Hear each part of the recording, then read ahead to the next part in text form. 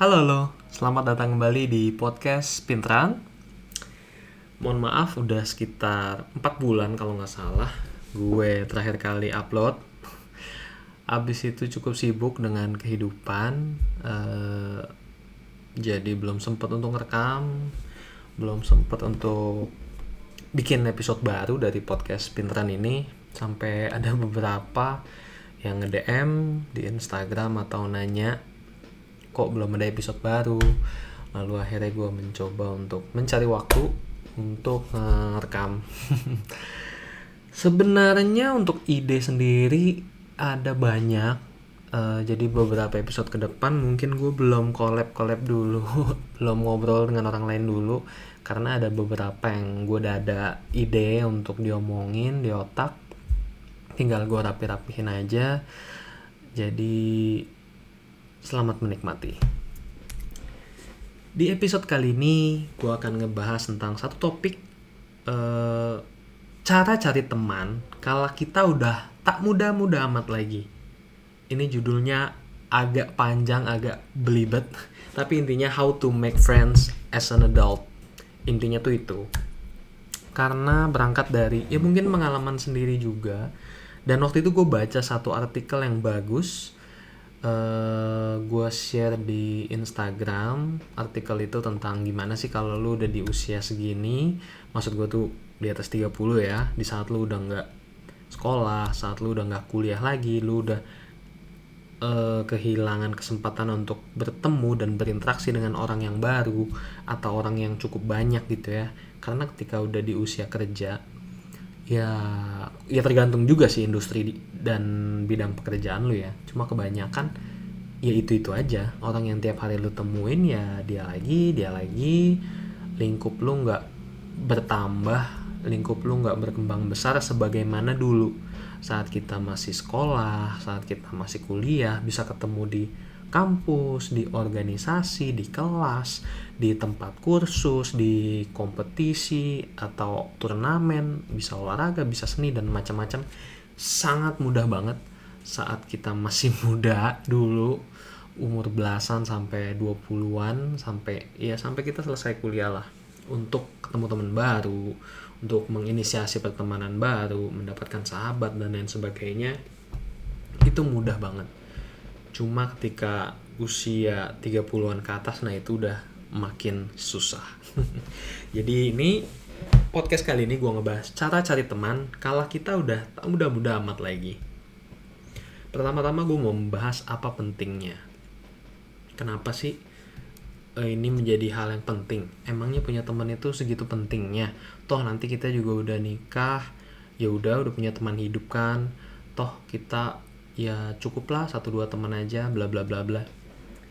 Jadi ada beberapa penjelasan ya, ada beberapa perspektif yang bisa ngejelasin kenapa punya teman itu penting. Ya memang tidak ada artikel, tidak ada rumus, tidak ada teori yang menyatakan lu butuh berapa banyak teman gitu, enggak. Cuma at the very least penting bagi kita untuk punya sejumlah teman. Kalau jumlahnya sendiri ya senyamannya kita aja, dan ya kalau bisa tidak sesedikit itu, tidak 1-2 gitu ya. Why? Secara evolusioner memang kita ini kan hidup berkelompok ya. Dari zaman berburu, dari zaman bercocok tanam, kita selalu hidup berkelompok. Bukan spesies yang penyendiri gitu ya, bukan spesies yang solo fighter gitu kemana-mana kita sendiri, tapi tidak. Kita memang secara evolusioner butuh yang namanya teman, yang namanya orang lain, sosok sosial di sekitar kita untuk membantu kita, untuk menemani kita dan lain sebagainya. Jadi secara evolusioner perspektifnya memang sudah menjadi kebutuhan, menjadi suatu yang kodrat, suatu yang alamiah gitu ya. Secara sosial juga ya memang kita butuh itu di dalam kehidupan. Ada yang namanya kelompok-kelompok sosial, mulai dari organisasi terkecil yaitu keluarga, itu juga kan kita sudah butuh orang lain. Di dalam lingkungan perumahan pun ya ada yang namanya tetangga, ada yang namanya RT RW, lalu di kantor, di sekolah, dimanapun itu kita butuh yang namanya social support gitu ya. Kita butuh yang namanya orang lain. di dalam hidup kita dari perspektif sosial. Lalu dari perspektif psikologis juga kesehatan ini agak sedikit berkaitan ya, psikologis dan kesehatan. Berdasarkan sejumlah riset menunjukkan bahwa orang yang mempunyai teman, orang yang bahagia lah, orang yang bisa dikatakan bahagia dan lebih puas dalam hidupnya, ini berdasarkan survei dari gue lupa namanya, ya udahlah, kalau nggak salah Martin Seligman ya. Dia menemukan bahwa orang-orang yang puas dalam hidupnya, dan ini di beragam kelompok usia ya, baik yang mungkin dewasa atau yang sudah dewasa 30-an atau dewasa sudah 60-an, dewasa akhir gitu ya. Mereka menemukan bahwa orang-orang yang puas dengan hidupnya, orang-orang yang lebih bahagia, itu adalah orang-orang yang merasa kehidupan sosialnya itu fulfilling.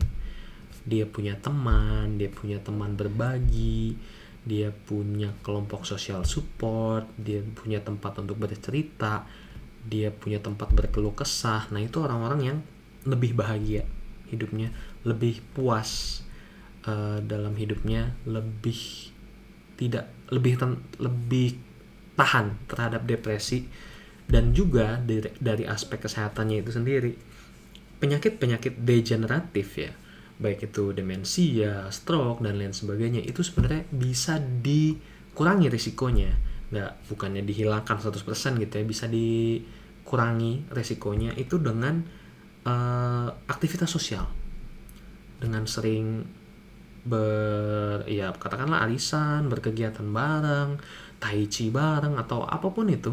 Semakin sering lansia melakukan kegiatan yang sifatnya sosial seperti itu risiko penyakit degeneratif itu akan menurun secara drastis gitu ya. Ini bisa dicari jurnalnya, risetnya, dan lain sebagainya. Memang sudah terbukti ketika khususnya ketika sudah pensiun gitu ya, lalu lansia merasa tidak ada yang dikerjakan, tidak lagi ke kantor, jarang ketemu dengan orang. Nah, ini sangat rentan terhadap berbagai penyakit, baik psikologis maupun ya kesehatan. Penyakit degeneratif seperti itu, seperti misalnya stroke atau demensia, karena mereka tidak mendapatkan stimulus lagi. Kalau kita berinteraksi secara sosial gitu ya, ngobrol, bercerita, atau ya jalan bareng, jalan olahraga bareng gitu ya, itu kita terstimulus untuk otak kita terus berpikir, tidak cuma pasif kayak misalnya nonton TV gitu ya, atau apa, itu kan cuma pasif aja. Tapi ketika otak kita terus terstimulus untuk bersosialisasi secara aktif, nah itu sangat baik untuk mengurangi risiko-risiko penyakit degeneratif. Jadi anggap aja memiliki teman, memiliki pertemanan yang sehat, pertemanan yang memuaskan, yang menurut kita ya kita nyaman nih dengan pertemanan seperti itu, anggap aja itu investasi jangka panjang dalam hidup kita. Nah, berikutnya adalah, emangnya lu punya teman Ki? Mungkin ada beberapa teman gua sendiri yang akan menanyakan hal ini ya, ketika dia nonton di YouTube atau ngedengar podcast ini, atau yang ngelihat judulnya, lalu ngebikin konten begini, emangnya lu sendiri punya temen? Nah, itu dia. Ya, jadi memang gue sendiri bukan orang yang, gue menceritakan ini, gue membuat konten ini lebih ke berbagi ya, baik dari pengalaman gue sendiri, juga dari sejumlah artikel dan jurnal yang gue baca gitu ya, juga dari selain itu juga dari pengalaman gue sendiri. Bagi beberapa orang mungkin gue terlihat sebagai orang yang ekstrovert, gampang banget punya temen, suka banget berada di keramaian. Sebenarnya tidak gitu ya. Gue cukup introvert sebenarnya. Gue sangat menikmati waktu-waktu sendiri, ya nonton TV, ya Netflix gitu ya, nonton bioskop sendiri. Gue juga sering dulu sebelum pandemi. Baca buku sendiri juga gue menikmati, atau main game, baik tuh ya main bola di PS4 atau game-game simple sederhana di handphone.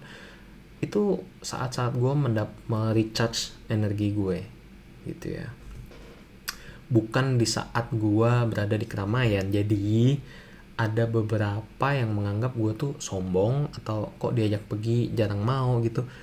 Bukannya gue nggak pernah keluar atau pergi juga sama teman-teman, pastinya ada, cuma gue membatasi diri karena ketika udah capek, ketika udah ya butuh untuk recharge, butuh untuk me time, ya gue memilih untuk baca buku, nonton TV dan lain sebagainya. Cuma ya gue tetap berusaha untuk maintain dan bertemu dengan teman-teman gue juga dalam batas yang wajar gitu. Jadi pertanyaan, emangnya lo punya teman Ki? Itu dia, gue juga nggak tahu. Oke. Nah, tapi ada riset yang menarik juga ya. Di awal artikel yang gue baca itu How to Make Friends as an Adult dari website Psyche kalau nggak salah, bahwa memang secara zaman gitu ya, secara perkembangan zaman, orang makin kesini itu memiliki jumlah teman makin sedikit. Padahal kita ada yang namanya sosial media, ada internet untuk memudahkan orang untuk bertemu, berkenalan dan lain sebagainya. Tapi jumlah pertemanan makin kesini makin sedikit. Ini berdasarkan riset. Jadi tahun 2005-2010 dibandingin dengan tahun 80-an, tahun 90-an itu jumlah teman orang yang disurvei gitu ya. Kalau orang zaman dulu tuh masih bisa bilang 15, 20. Di usia sekarang mungkin 4-5 orang lebih sedikit dibanding itu di zaman sekarang. Itu dari riset yang gue baca, dari artikel yang gue baca. Lalu juga ya memang seiring waktu, berdasarkan riset juga, kita memang akan kekurangan teman, bukan kekurangan, akan semakin sedikit teman dan sahabat di dalam hidup kita. Berdasarkan riset, setelah menikah itu minimal kita kehilangan 2-3 teman dekat gitu ya. 2-3 teman itu setelah menikah pasti akan berkurang ya, mungkin karena kita punya fokus baru, membina rumah tangga, membangun keluarga gitu ya. Mungkin kita punya prioritas ke sana, jadi jarang ngumpul dengan teman dan lain sebagainya. Nah, ini juga patut untuk diperhatikan. Ya kalau teman kita sebelumnya ada 20 gitu ya, berkurang 2-3 orang ya mungkin it's okay gitu ya. Cuma kalau teman kita cuma ada 5, berkurang 2-3 orang kan jadi signifikan sekali ya kan. Sedangkan ya tadi udah dibahas di awal, fungsi teman itu ada banyak banget, tempat kita berkeluh kesah, tempat kita berbagi, saling menguatkan dan lain sebagainya. Ini menjadi cukup problem juga ya ketika berkaca dari teman-teman yang udah menikah, dari cerita-cerita mereka. Ketika mereka udah menikah, lalu kerjaannya tuh cuma ya bangun terus kantor, pulang ya udah, ketemu orangnya tuh itu lagi, nggak ketemu dengan teman-teman lagi, nggak bersosialisasi lagi, itu malah bisa menimbulkan banyak masalah. Mereka nggak tahu mau bercerita kemana. Kalau punya masalah, mereka nggak bisa mencari solusi, mendapatkan nasihat dari teman-teman mereka, dan mereka jadi terlalu terfokus sama pasangan mereka gitu, menjadi bergantung dengan pasangan mereka. Semua harus bareng dengan pasangan mereka. Padahal secara psikologis ya mungkin pasangan kita juga butuh loh yang namanya me time. Pasangan kita juga butuh loh waktu sendiri tanpa kita. Dia juga butuh loh bersosialisasi dengan orang lain selain kita, baik untuk perkembangan pribadinya maupun untuk psikologisnya. Ya ketemu dengan orang yang itu aja bukan hal yang menyenangkan di dalam hidup gitu. Jadi ya sangat penting untuk kita coba berefleksi saat ini gitu, kita punya teman berapa banyak sih, dan gimana supaya nggak semakin menyusut pertemanan kita itu. Oke, kita langsung aja ke tips pertama, gimana caranya punya teman di saat kita sudah tidak muda-muda amat lagi. Pertama, conquer our demons. Jadi kita harus bisa mengendalikan ketakutan kita, our own demons gitu ya. Sangat wajar kebanyakan orang itu pemalu, introvert kayak gue, dan takut ditolak ketika ngajak berteman, takut salah ngomong, takut malu dan lain sebagainya.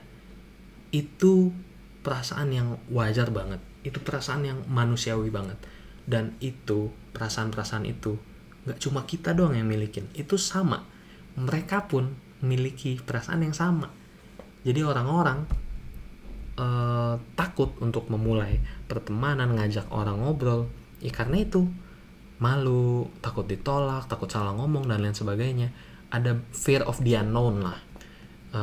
ketakutan akan hal-hal yang tidak pasti, ketakutan akan fear of rejection gitu ya, itu yang kadang membatasi kita untuk memulai pertemanan baru, khususnya di usia-usia dewasa begini.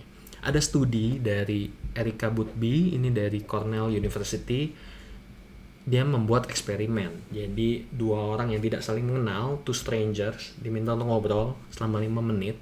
Lalu setelah itu masing-masing orang ditanya, menurut lo yang lawan bicara lo itu suka gak sih sama lo? Coba kasih rating 1-10. Berapa ratingnya lawan bicara lo itu suka sama lo? Ternyata berdasarkan studi ini, orang rata-rata memiliki kecenderungan untuk meng-underestimate bagaimana lawan bicara kita yang 5 menit itu, stranger itu, menilai kita. Kita mungkin menilai paling 4 atau 5 mereka suka sama kita. Padahal lawan bicara kita ngerating kita tuh 7 dan 8. Bahwa mereka tuh menyukai kita. Kita tuh positif di mata mereka. Jadi kita memang selalu punya kecenderungan untuk meng-underestimate bagaimana orang asing menilai kita, bagaimana orang lain menyukai kita. Jadi from now on, just assume they like you. Berasumsi aja mereka suka kok sama kita.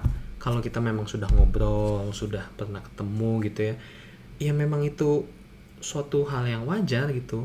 Jarang banget misalnya gue ketemu orang baru gitu ya, ngobrol bentar ya, atau dikenalin, terus gue langsung pas pulang gue mikir, tuh orang kok gitu banget ya, atau gue gak suka sama dia. Itu jarang banget kejadian. Yang sering terjadi, tuh orang asik juga ya, seru juga ya punya teman baru yang kerja di bidang apa gitu. Itu yang lebih sering terjadi kan. Ya mungkin kita juga bisa berefleksi ke pengalaman kita sebelumnya. Yang lebih sering terjadi ya itu, bukan yang gue gak mau ketemu lagi sama dia, gue gak mau, orangnya gak enak banget. Itu jarang banget kejadian. Gue dari mungkin dari 10 pertemuan gitu ya dengan orang-orang baru, ya mungkin cuma 1 kali yang vibe-nya tuh seperti itu, yang meninggalkan kesan yang kurang positif gitu loh. Jarang banget kok. Jadi just assume they like you. Conquer our demons. Itu langkah pertama. Itu tips pertama. Tips kedua, ini kayak tagline-nya Tokopedia. Mulai aja dulu. Ya, mulai aja dulu. Pertemanan tidak terjadi secara ajaib. Pertemanan tidak bam gitu. Lu tiba-tiba turun ke dunia nih, lu dikasih 20 teman, lu dikasih 50 teman gitu. Enggak. Pertemanan itu butuh usaha. Butuh ada yang mulai. Even kita cuma berteman di sosial media gitu ya, tetap kita juga perlu untuk nge-follow dulu, ngeklik tombol follow, ngeklik tombol ajukan pertemanan, request friendship gitu ya. Tetap kita butuh untuk memulai dulu kan. Nah, ada studi yang menarik, studi di Kanada, ini berdasarkan artikel yang gue baca. Jadi ya mungkin kalau di tentang pembelajaran gitu ya, di perspektif pembelajaran ada yang namanya fixed mindset dan growth mindset. Kalau orang-orang yang punya fixed mindset merasa bahwa kepintaran itu, kecerdasan itu udah fix, udah terberikan segitu. Sedangkan ada orang tipe kedua yang mindsetnya itu growth mindset. Kecerdasan, kepintaran itu bisa berkembang kok, bisa dilatih kok. Nah, orang-orang yang punya fixed mindset cenderung ya jadinya malas belajar, tidak mau punya effort lebih gitu ya dalam belajar, karena mereka menganggap bahwa itu sesuatu yang terberikannya segitu. Sedangkan orang-orang yang growth mindset merasa bahwa gue bisa kok belajar hal baru, gue bisa kok terus berkembang gitu. Jadi ya mereka akan mengeluarkan effort lebih, usaha lebih untuk belajar sampai mereka bisa. Ini sama, fixed mindset versus growth mindset ini terjadi juga dalam hal pertemanan. Ada 2 tipe orang, ada 2 tipe cara pandang gitu ya, perspektif tentang pertemanan. Yang pertama ya fixed mindset.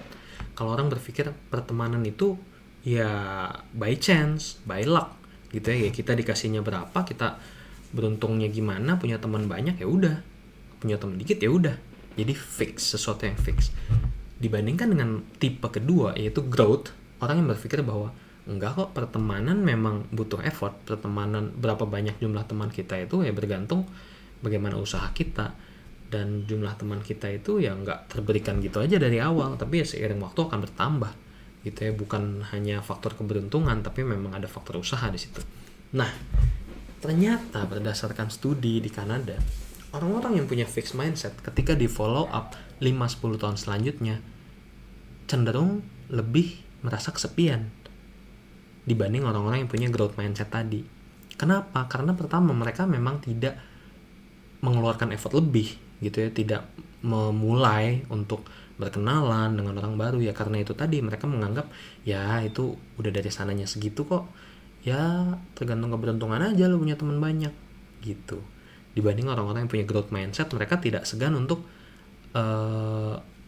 memulai pertemanan, datang ke acara networking, ikut kelas-kelas baru, ikut kursus baru, ketemu dengan orang baru dan lain sebagainya, ngajak orang kenalan dan lain sebagainya. Jadi yang terpenting itu ya mulai aja dulu, open yourself. Jadi jangan keburu membangun tembok di sekitar kita, jangan keburu aduh ketemu orang baru nggak usah deh, atau ketika ada temen ngajakin ketemuan tapi gue sama teman-teman gue yang lain nih, kita langsung nggak deh, kalau lu doang gue mau, cuma kalau ketemu orang baru kok gue males ya. Jangan seperti itu. Kalau mungkin yang lagi ngetren sekarang Emily in Paris gitu ya, mungkin inget kan gimana caranya Emily itu ketemu dengan temennya si Mindy gitu ya, secara nggak sengaja di taman kalau nggak salah, apa di kafe gue juga lupa. Jadi ya memang dimulai dengan ngobrol, terus ternyata nyambung, tukeran nomor, terus ajak makan, ya itu dimulai aja dulu.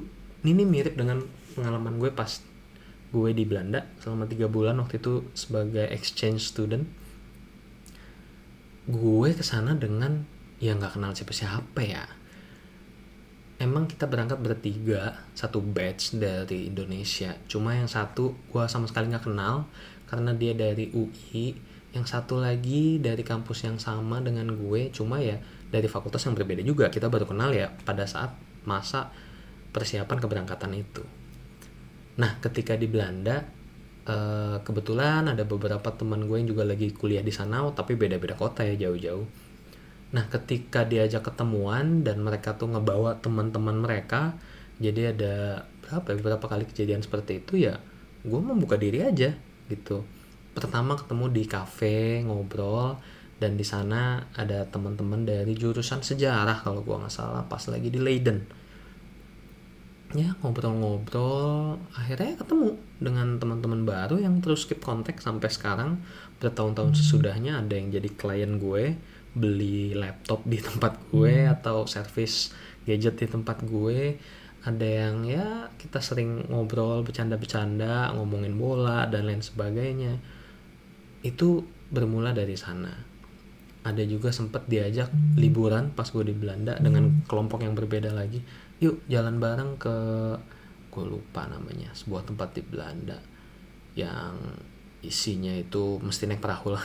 Ya pokoknya ketemu di sana dari ya teman-teman pertemanan lain juga. Gue cuma kenal satu orang di situ dan ya akhirnya ketemu, kenalan sama orang baru.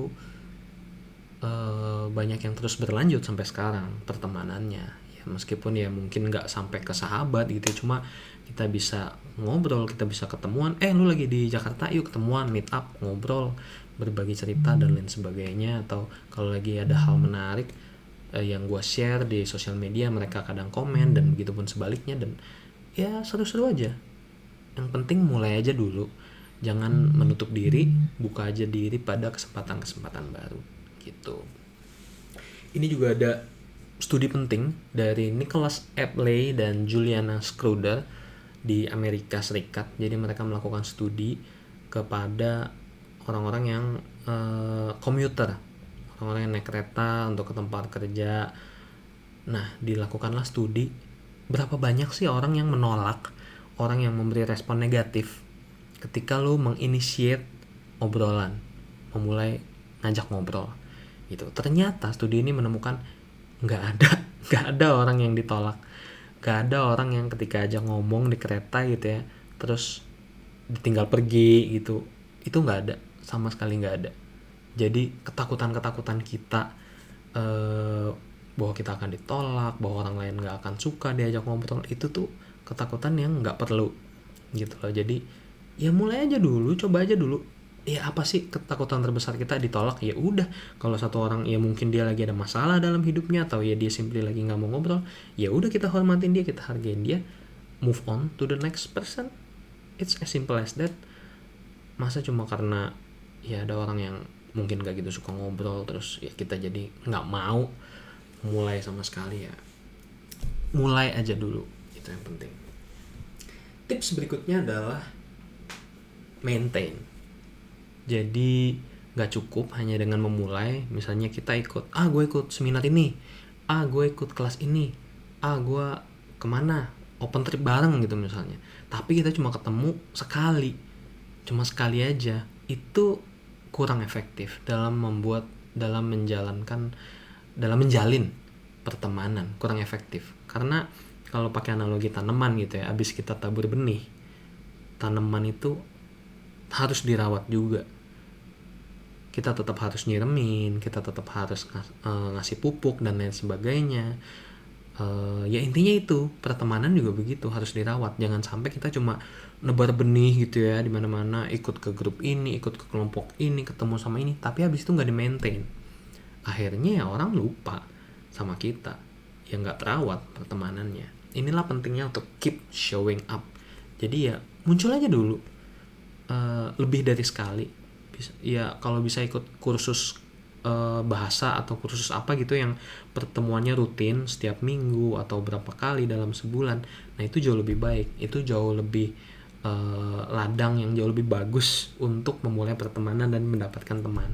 Karena secara psikologis kita merasa lebih nyaman, merasa lebih percaya dan suka pada orang yang familiar bagi kita, orang yang sering kita lihat, orang yang berada di lingkungan yang sama dengan kita.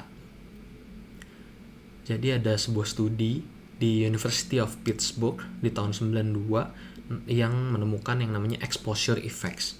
Jadi waktu itu di beberapa kelas perkuliahan gitu ya, dimasukin beberapa mahasiswa mahasiswa bohongan gitu ya. Katakanlah ada 4 mahasiswa. Mereka di situ sebenarnya mereka nggak ikut kelas itu, cuma mereka ikut mendengarkan kelas itu, tapi tidak ngajak ngobrol siapapun di kelas itu, nggak ngobrol sama sekali. Nah di akhir semester dilakukanlah survei ke semua peserta kelas itu. Semakin banyak, semakin sering mahasiswa bohongan itu tadi ikut kelas itu. Jadi ada yang ikut semua kelas nih, misalnya ikut 12 kali pertemuan, ada yang cuma 10 kali, ada yang cuma 5 kali gitu. Semakin sering nih yang ikut full semua pertemuan, itu makin disukain sama teman-temannya, sama peserta kuliah benerannya, sama mahasiswa-mahasiswa benerannya. Padahal gak pernah ngobrol juga. Jadi cuma karena exposure aja, efek dari exposure. Secara rutin ketemu, nah gak langsung, secara tidak langsung masuk alam bawah sadar, masuk tuh ke otak, gue kenal nih sama orang ini karena dia ada di kelas ini gitu. Dan semakin sering kita terekspos dengan orang lain, kecenderungannya kita akan semakin suka dengan orang itu, kita akan semakin nyaman, kita akan semakin percaya dengan orang itu meskipun kita belum ngobrol. Nah gimana kalau kita mau maintain itu? Gimana kalau kita ngajak dia ngobrol secara rutin, yang cuma nanya kabar, ngobrol hal-hal yang simple? Nah itu akan jauh lebih efektif dibanding kita cuma ketemu sekali terus ya udah hilang. Nah ini juga terjadi di gue. Waktu itu ada satu junior gue, ya karena gue nge-share di Instagram lagi main badminton gitu ya, terus diajak tuh main badminton, mau ikut gak grup badminton aku, kita rutin main 2 kali seminggu, kebetulan di daerah yang gak terlalu jauh juga ya. Terus gue pikir, padahal gue gak kenal siapa-siapa di situ, cuma kenal si junior gue satu ini, dan ternyata rame grup badmintonnya, ada sekitar 15-an orang, mungkin 15-20 orang, dan secara rutin main badminton dulu ya sebelum pandemi. Dan akhirnya jadi ketemu dengan orang-orang baru, ketemu dengan teman-teman baru yang ya kadang kita bisa ngobrol, bisa ketemuan, pergi bareng, atau ada yang jualan makanan gue beli, ada yang minta bantu di share tentang bisnisnya gue bantu gitu ya. Jadi pertemanan yang menyehatkan menurut gue itu karena exposure effects. Gue nggak cuma sekali doang ketemu, tapi secara rutin hampir tiap minggu ketemu dengan mereka, dan ya lama-lama jadi berteman gitu. Berikutnya juga yang tidak kalah penting itu be genuine. Jangan fake.